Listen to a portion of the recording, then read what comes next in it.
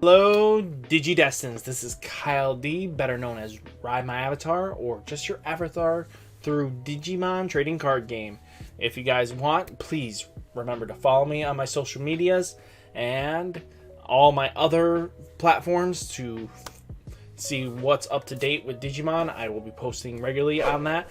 And without further ado, I do have the deck profile. Today is based around the color blue. Today's deck profile is what I would be building first time in blue when I build the deck. So this will be what I plan on building for the deck. So with that, you have two options with blue right now. One is a restanding build, and then you have Turbo Omnimon is another one. They're both kind of turbo-y, but blue is known for removing resources from your opponent's Digimon and gaining memory for it so you can play more into it, or restanding your Digimon up to be able to swing in for attacks. So without further ado, let's go into the deck profile that I have for you guys today. So we're going to go over the all-powerful Ulforce Veedramon. He is the Royal Knight for our era. So he is one of the ones, and he appeared originally through the manga adaptation of the storyline with Tai in it. So if you guys never read it, I recommend reading it. So your turn, if you have a blue tamer becomes rested, this Digimon becomes active. You can do this multiple times. If you can rest a few of them, they just benefit. You can restand it multiple times and just keep swinging until the cows come home. Once per turn, if this Digimon becomes active during your main phase, add one memory. So he can just add memory in, and like I was saying, blue has this thing about adding memory just to be able to play further in. So without further ado, let's go over to the Digi Eggs. So our first one is, I play one Umpamon because you need, I personally think 5 really helps out in this game and just helps you get there better. And I think Umpamon is one of the better choices if you're going to pick from the 5. If you had to choose a bad one to not be what you need to do. So when attacking once per turn, if your opponent's Digimon has a Digimon with no Digi-Evolution sources, plus draw 1. So very useful. I have a card later on that just benefits from making it so you don't, your opponent's big Digimon, if they go that route, just has no evolutionary sources, just drawing the card helps.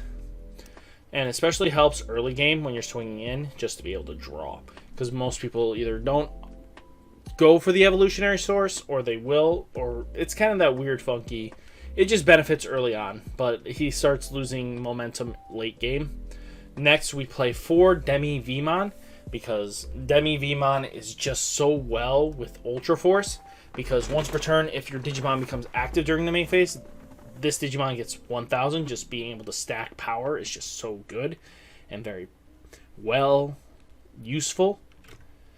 So next I play 3 Bearmon, because the 4000 DP just helps out, and evolution at 0, and being able to play him at 3 just helps out.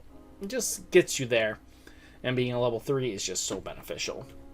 Next, I play Gomamon, because when destroyed, get plus a memory, inherited skill.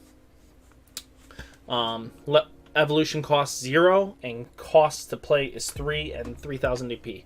I think with being destroyed, getting plus memory just helps out, because if your opponent destroys it and they're sitting at like 0, you can subtract their memory and push it to your turn, or they can just leave it. And because people kind of forget the inherit skills sometimes, they'll swing into stuff incorrectly, and you'll just take advantage and plus from it. Next, I play 3 Veemons.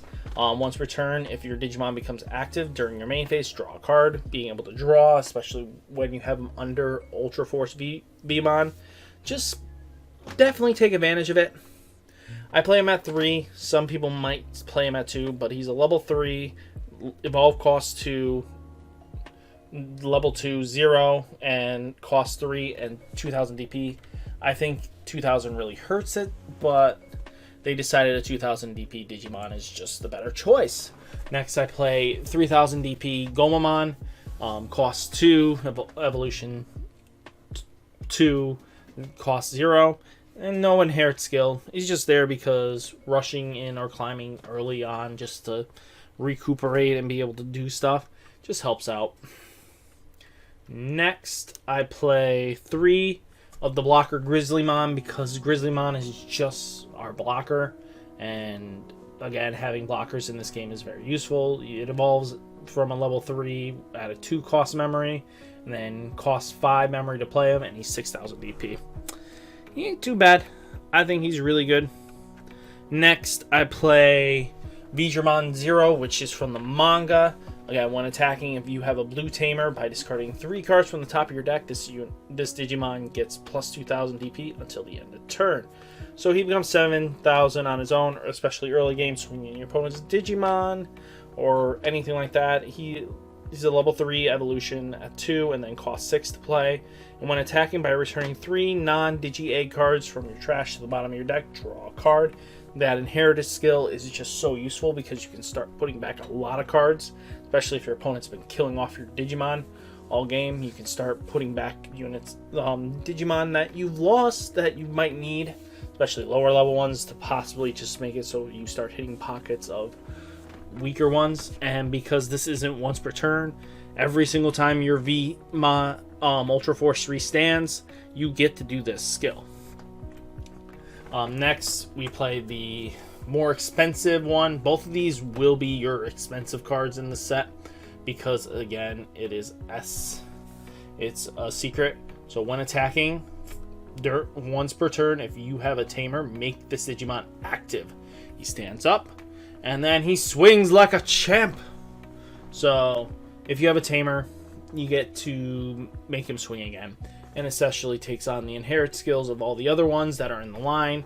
So both players' turn, if you have blue tamer, this Digimon gives 1,000.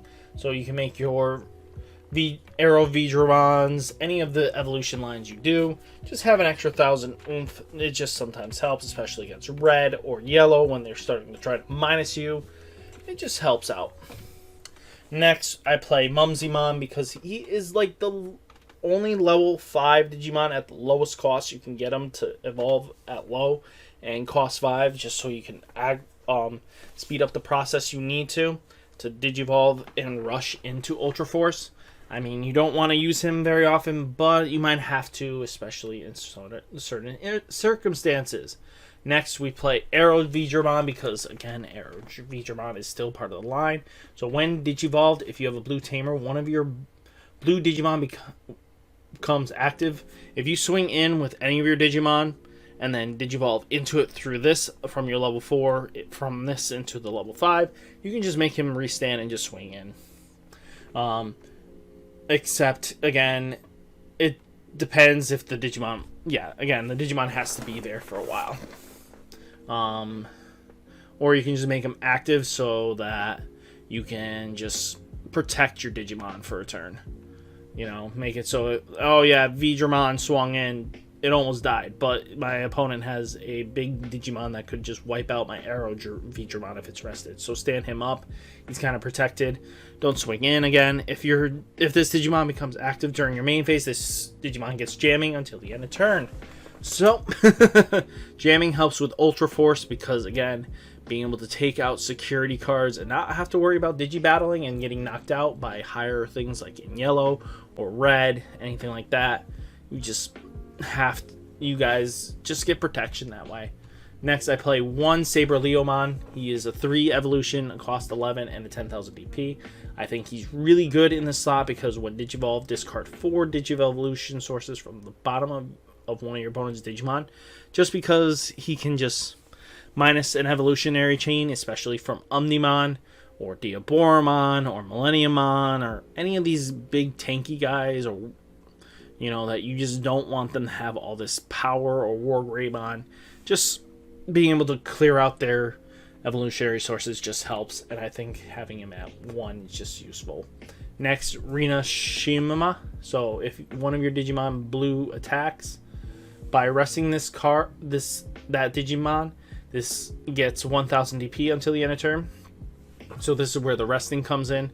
So resting, restand Ultra Force.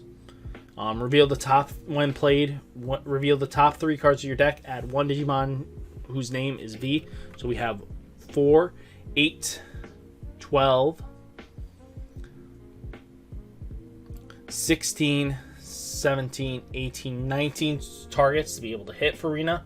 So definitely take Rena is definitely take advantage. We shouldn't be able to miss that out of 50. So security, play this card without paying its cost.